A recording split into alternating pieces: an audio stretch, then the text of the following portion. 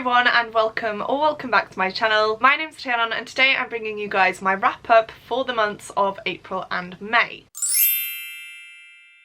I'm so sorry that it's taken me this long to give you guys my April wrap up. Life just got way too overwhelming for me towards the end of April and the start of May, and I just felt really burnt out from YouTube and content creating in general as well. So I did take a few weeks off, and I did take to Twitter to ask you guys whether you wanted me to just not post my April TBR, whether you wanted me to combine both my April and May TBRs, or whether you wanted separate videos. And of course, as you can tell by this video, the majority of you guys voted for one video encompassing all of my recent reads. Now I do actually have 8 books that I need to talk about that I read in April. So what I will do is I will pop a time up on screen now, which is where my May wrap up will start, and I will of course have this video timestamped as well. So if you do just want to see certain books, or if you don't care about my April wrap up anymore and you just want to know about the books I read in May, you're more than welcome to skip ahead. So I really hope that that's okay. Again, I'm really sorry for missing out on last month's wrap up, but I am glad that I finally have the chance to share my thoughts on some recent reads with you guys, even though my thoughts on them might not be extensive because of how many books I talk about. So hopefully this video isn't too long for you guys, and without further ado, let's firstly dive into my April wrap up. As I mentioned, I do have 8 books that I need to talk about, so I am going to try and speedily get through these. To be honest, my thoughts aren't going to be that in-depth anyway, because I have read them almost 2 months ago now, so I definitely will have forgotten a lot of the thoughts that I had whilst reading these. I will say though that the majority of the books that I read in April were for specific vlogs, and so I will of course leave the relevant videos linked down below for you guys as well, where you can see my reactions to these books and hear my thoughts on them in real time, which will of course be a lot more in-depth than what I can share with you today. The first book I finished in April was 9 Liars by Maureen Johnson, which is part of the Truly Devious series. This is the 5th book and it is a standalone YA murder mystery. However, it does feature characters that we know and love from the core trilogy. So in this one we are following our main character Stevie Bell, and she is a little bit lost in life at the minute. All of her friends are focusing on their college applications and she is feeling more and more isolated and unsure of herself as she thinks of her future. And so she is very relieved when her boyfriend reaches out to her and asks her and a group of her friends to come over to London for a little trip, and they pass it off to this university as a chance to study abroad. When they get there though, of course Stevie becomes embroiled in another mystery because they meet David's friend Izzy, who introduces Stevie to an unsolved double murder case where in 1995 9 friends from Cambridge University went to a country house and played a drunken game of hide and seek. However, the next morning only 7 of them are alive and the other 2 are found murdered in the woodshed. So it's up to Stevie to figure out what actually happened. Of course, this is more of a historical case once again. It is what she is known for, and so she does put on her detective cap once again and tries to figure out who the murderer was and why these 2 individuals were murdered in the first place. Now, if you guys have been here for a while, you'll probably know that I love this series so much. I did end up giving this one 4 stars. I didn't love it as much as the rest of the books that I've read, and that is mainly because I feel like this had a different vibe to it. There was a lot less focus on the actual mystery, and there was a lot more focus on the different dramas that we had between our characters, which ultimately pulled me out of the story and just made it a little bit unbelievable for me. A lot of the characters in here just kind of switched personalities, it seemed like, and they were acting so differently to how we've seen them act in the previous books, and yeah, I just didn't really vibe with it. It didn't sit right with me. I feel like a lot of these characters have been villainized a little bit and there was just no need. And as well as that, our main character Stevie is definitely becoming more and more selfish and self-entitled, which again I didn't appreciate. We have certain side characters that experience a lot of trauma in this book, and Stevie just brushes it off and is more focused on her issues, and she expects other people to be as absorbed with her issues as she is, and she doesn't understand why they are spending so much time with these people who have experienced the trauma. And having lost someone myself, I just found Stevie to be very arrogant in this book, and I really didn't like it. The more I think about this book, it could honestly be a 3 stars. It's definitely somewhere between a 3 and a 4, so let's call it a 3.5. The mystery itself was really good. I had a good time trying to figure out who was the actual murderer. The reveal did come as a bit of a shock as well, which is always appreciated and is what Maureen Johnson does best. However, yeah, the kind of friendship dynamic in this just really threw me off, and I feel like the mystery did take a backseat and was kind of rushed through a little bit as well. The next book I read was Gathering Darkness by Morgan Rhodes, and this is the 3rd book in the Fallen Kingdom series. This is a series that I've mentioned quite a lot on my channel recently. I am slowly making my way through all the books, and by finishing this it means that I am now halfway through the series, which I honestly can't believe. So in the 1st book we are following our 4 main characters, Lucia, Magnus, Cleo and Jonas, as they are swept up into an oncoming war. They of course have to make some morally difficult decisions that will either aid in this war or that will make them stand against it. Now in their world there are 3 countries, however one of them is flourishing and the other 2 are not, and so the lesser 2 countries conspire to overthrow the flourishing one, and that is where our different characters come in. They are all affected by the decisions that other people have made, and it's up to them to try and make things right.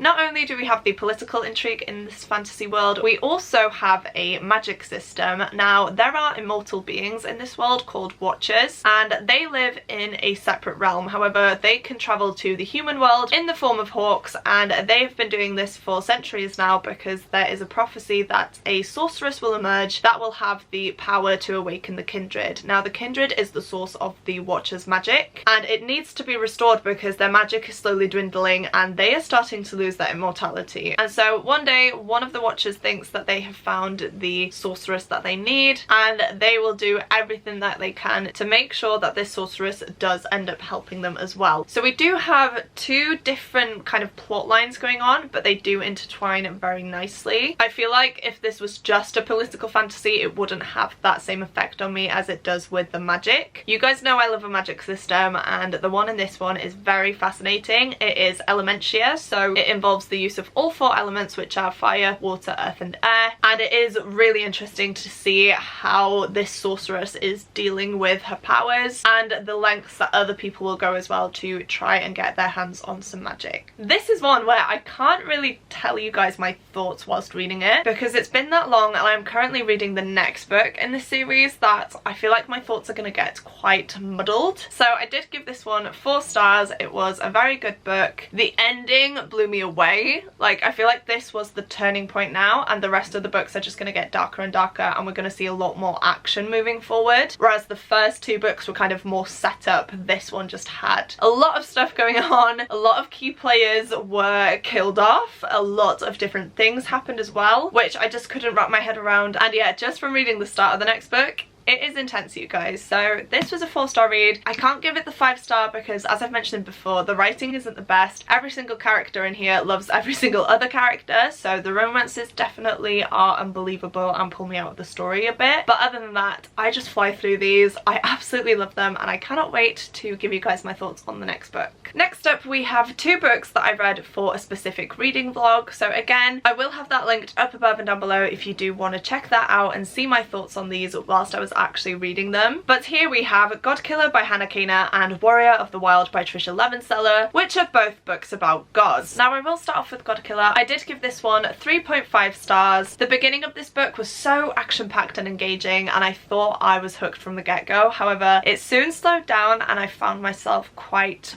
bored whilst reading this, and I was struggling to actually get through the pages. And then the ending was just so quick as well that I just feel like there was a pacing issue throughout this whole book. Essentially, in this book we are following our main character Kissin, whose family was actually killed by zealots of a fire god. Because of this, she has decided to kind of take her own revenge against the gods and is now a god killer who can be hired to, you guessed it, kill gods. One day though, she does find a god that she cannot kill, and that god is Skady, who is the god of lies. He has somehow bound himself to a young noblewoman, and the three of them then set off to see if someone can somehow separate the god from the young girl. Along the way, they do also meet Elagast, who is a knight, and he is on his own kind of quest throughout this book as well, but they do decide to band together to head to Blenradin, which is the city of the gods in this book, and to try and ask one of the gods for a favour. Now that's all I'm going to say. I did really enjoy the story in this book. Again though, it was just the pacing that kind of meant the book dragged for me, which is such a shame. It's a very short book, so I should have flown through it, but yeah, it did take me quite a while, and it just felt like a bit of a slog trying to get through the story. Saying that though, there is some great representation in this book. We have a deaf character, and we also have a character with a missing limb, and though I can't obviously speak from personal experience, I did find the representation in here to be very well done, and it wasn't anything that was added to the story in order for it to have representation. It did feel very natural, which is something that I did really appreciate. I really did enjoy seeing the character development throughout this book, and seeing each individual character having to deal with their past trauma as well. Now, found family is one of my favourite tropes, and we do of course have that element in this book as well. They all kind of lean on each other for support when they need it, and again, with all of them having suffered some sort of trauma, they do find some sort of comfort in being with everyone else, which was lovely. So even though I did find it a little bit slower to get through, this is a really good fantasy book with a diverse cast of characters, a good plot, and a very interesting magic system and world as well. So it is one that I would recommend, and I will be reading the second one. And then, as I mentioned, we do also have Warrior of the Wild. This is a Norse-inspired world in which our main character Rosmira has been training her whole life to become the next leader of her village. Before she does that though, she does need to compete in some trials to kind of prove that she is now finally ready to take this role. However, she does actually fail the test, and so she is banished from the kingdom and is set an impossible task, which is, you guessed it, to kill a god. I'm not going to tell you guys much more than that because I feel like you don't really need to know much more than that. That is all I knew diving in, and I had a really good experience listening to this one. I did give this one 3 stars overall. It was such an enjoyable book. I actually listened to the audiobook as well, and I feel like that just made the reading experience a whole lot better because I was so immersed in the world. I got deeply connected to the characters, and I just found that it was the perfect way for me personally to consume this story. In contrast to Godkiller, this book's pacing was actually done really well. I flew through it, and I didn't feel like it was dragging at any point or it was moving on too quickly. The climax at the end of this novel as well, I feel like was very well paced and was very well done. It kept me hooked. I was second guessing everything, and yeah, the way everything played out was actually done very well. A big theme in this book, which I really did appreciate, was female empowerment and females being able to do all the things that men can do, and sometimes even doing them better. Rosmira is badass. She is fantastic at what she does, and we do see her character go through some developments when she is banished as well. She is all high and mighty at the beginning of this book, however you do see her come off her pedestal a little bit as the story goes on, and you see her empathize with a lot more people, and yeah, she just seems kind of more down to earth as well, which is something again that was lovely to see. Rosmira is such a strong female character, and despite all the odds, she remains positive. She wants to prove herself to everyone and to reclaim her title as well. There is a relationship in here that I didn't really love at the beginning, however by the end of the book it did grow on me. It was actually really refreshing to see a healthy relationship in this book, and it was lovely to see Rosmira come to trust this person over time as well, and to see this person be so patient with her. So as you can tell, I did enjoy this one. I didn't love it. It's not the best written book ever, but for me at the time that I read this one, it was exactly what I needed, and I did fly through it and really enjoyed it. Next up is one that I did not enjoy. We have Poster Girl by Veronica Roth, and I actually DNF'd this, you guys. I did try my best. I gave it about 100 pages, and I just did not care for what was going on in this book. This one is a dystopian world in which people that were part of a revolution in the past are now kind of kept in a prison essentially, and everyone else that wasn't a part of this revolution just got to carry on with their lives. However, the lives of these people have obviously changed forever, and our main character is in this prison. However, one day some of the kind of higher ups come up to her and try and strike a bargain with her, in which they offer her her freedom if if she finds out what happened to a missing daughter of a prominent family, is what I gathered, and that is essentially all I got up to. This just wasn't for me. I don't know if it was the time that I was reading it, but I was just not retaining all the information. I was just getting so confused. My heart wasn't in it, and so I did just decide to DNF this, guys. I know that this is probably going to be a lot of people's favourite books, however I don't read a lot of dystopia anyway. I haven't read the Divergent series by this author either, so I feel like this is one that I don't need on my shelves anymore. I probably won't go back to it. If I ever do, I will get it on Kindle or as an audiobook, so I don't need the physical copy. I will be unhauling it, and unfortunately, yeah, this is one that I did DNF.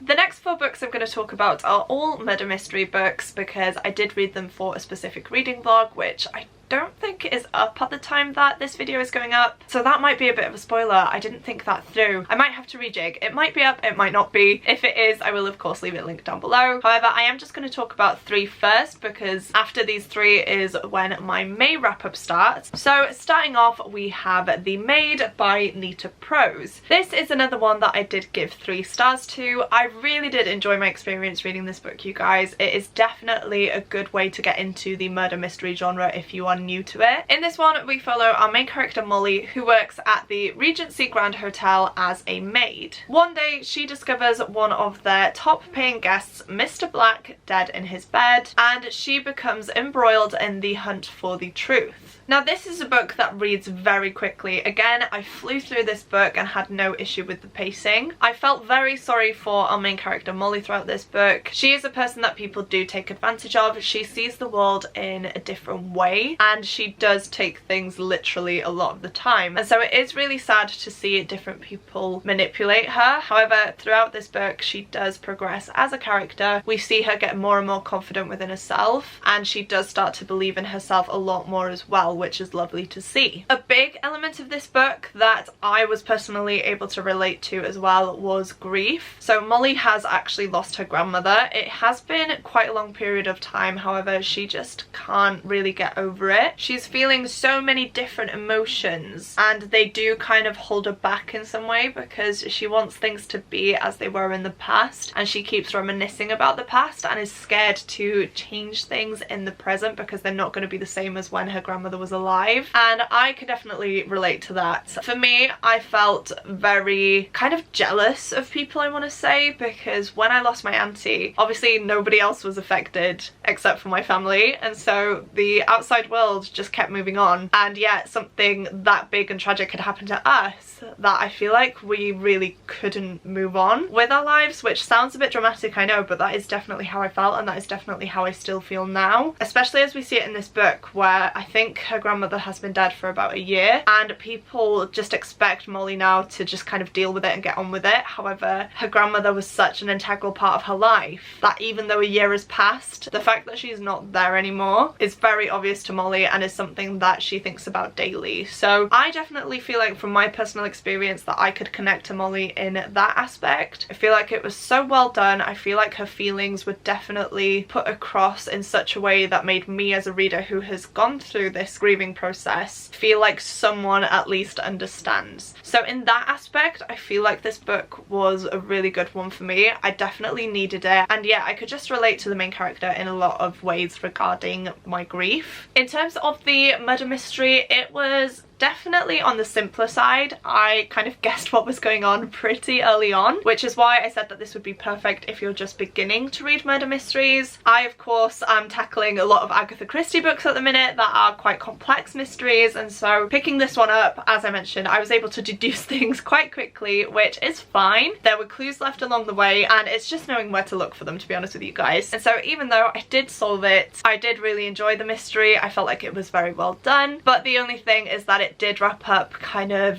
nicey for our characters, which I don't always enjoy. So this is a 3-star read from me, a solid murder mystery book that I really did enjoy, and I will be reading more from this author in the future as well. Next Next up, we do have an Agatha Christie book. This is The Murder of Roger Ackroyd, and this was a 5-star read, you guys. I'm so happy to finally have a 5-star book. I feel like I haven't given out 5 stars in a while, so this is definitely well deserved and it makes me so happy. This one is The Murder of Roger Ackroyd by Agatha Christie, which is one of her most popular works, I'd say. As soon as you tell people you're reading Agatha Christie, they either ask you about The Murder on the Orient Express, Death on the Nile, and Then There Were None, or The Murder of Roger Ackroyd. And yeah, I'm finally able to say that I've read this book and that I loved it. So this one is a locked room mystery, which I love. We have a woman who dies at the start of this book. However, she has already sent a letter to Mr. Ackroyd letting him know the identity of her husband's murderer. Before Mr. Ackroyd can share this information with anyone else though, he is murdered himself and his body is found by the doctor shortly afterwards. Because someone phoned the doctor to alert him to Mr. Ackroyd's murder. This person told the doctor that he was the butler at the estate. However, when the doctor gets there, the butler is none the wiser. He is adamant that he never phoned him and that he has no idea what he's actually talking about. As with any Agatha Christie book, this is such a complex mystery. We have a large cast of characters that all seem to have a motive to commit this crime, and so of course we have a lot of suspects. Now, I did actually listen to the audiobook for this. I tend to do that with a lot of Agatha Christie books because they are narrated by Hugh Fraser, who, if you don't know, played Captain Hastings in the ITV adaptations of Agatha Christie's works. They are some of my favourite adaptations ever, guys. They are fantastic. I would highly recommend you go and watch them if you haven't already. But yes, I did turn to the audiobook for this one and I'm so glad I did because I just had the most amazing time. It's so fun trying to follow along with the mystery and piece together the mystery for yourself in order to try and solve it. I did solve it right before the reveal, but it was very close this time. But the reveal was just insane. It was so well done. I never would have guessed it from where we were at the start of this book, and yeah, I can see why this is one of her most popular books because it did very much blow me away. And then unfortunately, to close off April as a reading month for me,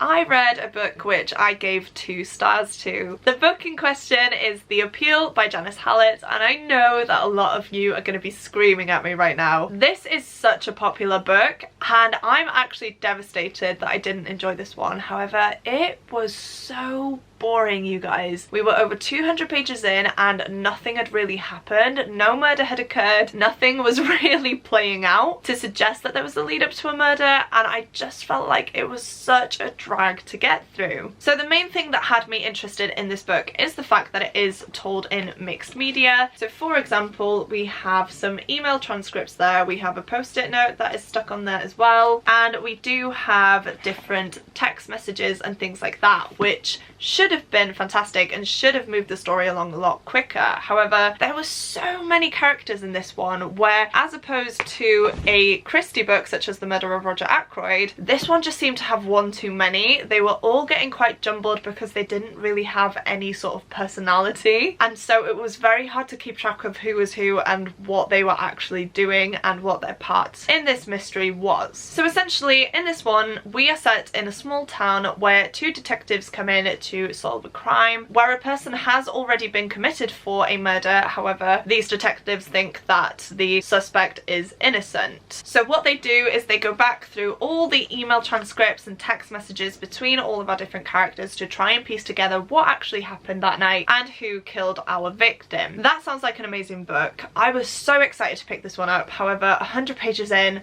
I was not feeling it. It's a chunky book, you guys, and as I mentioned, about halfway through still nothing had happened and I was just getting so frustrated with it because it didn't need to be that long. This was set in 2018 and you can't tell me that people still send emails to each other. I will not believe you, except for work purposes. So the fact that they're all emailing each other just as a social thing was just really weird to me and I just could not believe it. So that in itself took me out of the story. Plus, as I mentioned, characters were just so boring that I didn't know who was who because they were all the same. There is one element to this book that I feel like kept my interest a lot more, and that is that a young girl in this small village is actually diagnosed with cancer. However, as the story goes on, it seems as though the truth might have been stretched a little bit, and so that mystery in itself and what was going on there was quite interesting. However, once again, it was something that lasted from the very first page to the very last page, and I feel like this book was just way too long and way too slow of of pace for me to actually care what was happening. So I did unfortunately give it 2 stars. This book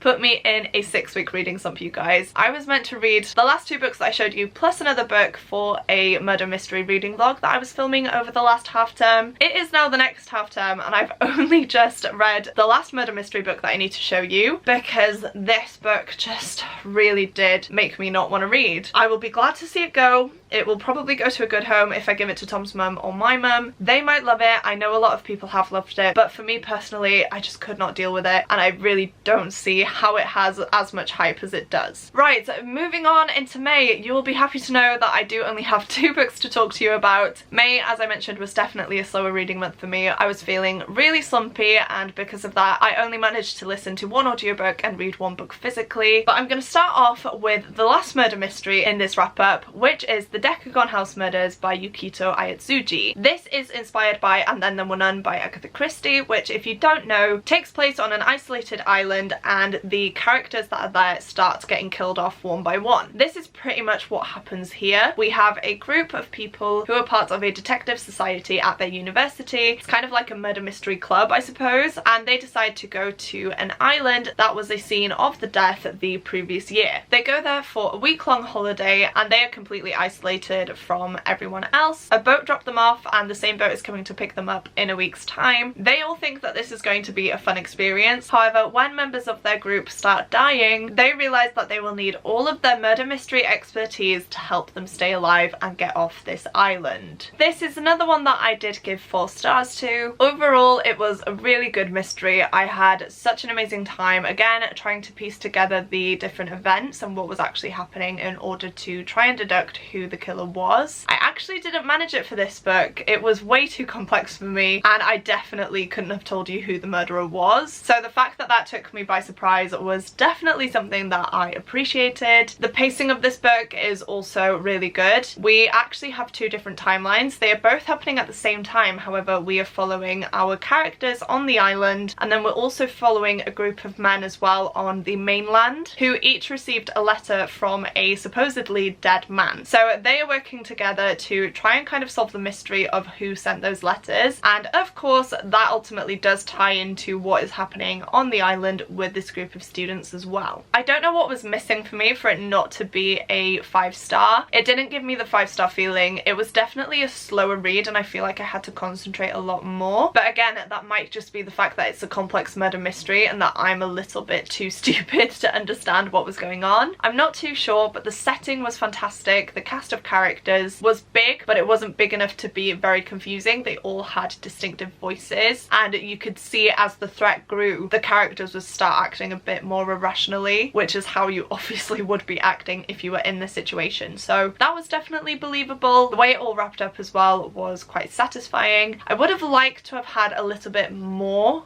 of a reveal and like a slower reveal, and I would have liked to have more answers because it is wrapped up pretty quickly once you know who the murderer is, and I would have liked to have seen at least some of the characters be aware of who it was and what was going on. However, as a whole, this book was really good. I would highly recommend it, and even though it took me 6 weeks to pick this up after the appeal, it's definitely restored my faith in murder mysteries. And then the final book I have to talk about today is The Ruin of Kings by Jen Lyons, which is the first book in the A Chorus of Dragons series. This is one that I actually started about a year ago. I got about 200 pages in, but for some reason decided to put it down, and I decided this month that I would pick it back up, give it another go, and I'm so glad that I did, you guys, because this got a 4 stars from me, but I might bump it up to a 4.5. It was fantastic. I really enjoyed my experience reading this book. Once again, I did turn to the audiobook for this one. It's how I tend to consume a lot of high adult fantasy novels, just because I feel like the narrators are fantastic and I do tend to retain a lot more information that way rather than reading it physically. This is a chunky book. I don't have the attention span to retain a lot of information whilst reading it off of the page, and the audiobook for this was phenomenal. We have different narrators for different characters. It is also set in a dual timeline, which definitely helped keep my interest. But before I go any deeper into my thoughts, I will tell you what this book is about. Essentially, we follow our main character Kieran, person who grew up listening to tales of legendary deeds. Now, he actually grew up in the slums, which means that him and his family are quite poor, and so he does turn to stealing in order to try and get some money for him and his father. This all goes awry though when one day he decides to steal from the wrong house and encounters a demon. The demon then marks him and essentially won't stop chasing him until he gets what he wants, which is of course Kieran. And it just says here, Kieran's plight brings him to the attention of royalty, who claim him as the lost son of their immoral prince. But far from living the dream, Kieran's at the mercy of his new family's ruthless ambitions. However, escaping his jeweled cage just makes matters worse. Kieran is horrified to learn that he's at the centre of an ancient prophecy, and every side, from gods and demons to dragons and mages, wants him as their pawn. Those old stories lied about many things too, especially the myth that the hero always wins. Then again, maybe Kieran isn't the hero, for he's not destined to save the empire, he is destined to destroy it. That sums it up a whole lot better than I could have. There is a lot happening in this book, you guys, and I feel like I need a while just to process what actually happened. I will be diving into the second book. I will of course be listening to the audiobook once again, just because I had such an amazing time with this one, but the characters are fantastic. I love Kieran as well. He is such a funny main character, even though he doesn't really seem to be. It's just a lot of his mannerisms and the way he is. It's just quite funny to me, but not in the kind of like comedic sense. It's just more of the way he is in the situation, and especially when he is in the presence of kind of like straight-faced serious soldiers and things like that. But yeah, this was fantastic. I would highly recommend. I read it based off of Jade from JD Ray Reid's recommendation. She has loved every single one of these books and I followed her journey as she's read all of them, and I am actually debating joining her Patreon because she is currently hosting a read-along for these books on Patreon, and since I've read the first book it would definitely spur me on to read the rest of them, so definitely keep your eyes peeled for the next few books popping up in some wrap-ups very soon. So there we have it, guys. These are all of the books that I read in April and May, which isn't too bad considering that I was in a massive reading slump last month. I still managed to read all of these books, which is pretty good going if you ask me, and as I mentioned I do have some vlogs for these if you would like to hear more in-depth thoughts from me. If you have made it this far through into the video and would like to let me know that you're still here, please go ahead and leave me a weapon emoji of your choice. We've had a few fantasy books in this stack, we've had books about killing gods, we've had a load of murder mystery books, and I just feel like that would be a very fitting emoji of choice. So if you don't have anything in particular that you would like to say but you would like to let me know that you're still here, please go ahead and do that now. As well as that, please don't forget that you can also click the like button if you like this video and the subscribe button if you'd like to see more content from me. But that is it from me today, guys. Again, a massive thank you for watching, and I'm really sorry that it took me so long to get this out to you, but hopefully you will have enjoyed, and I will see you soon in my next video. Goodbye!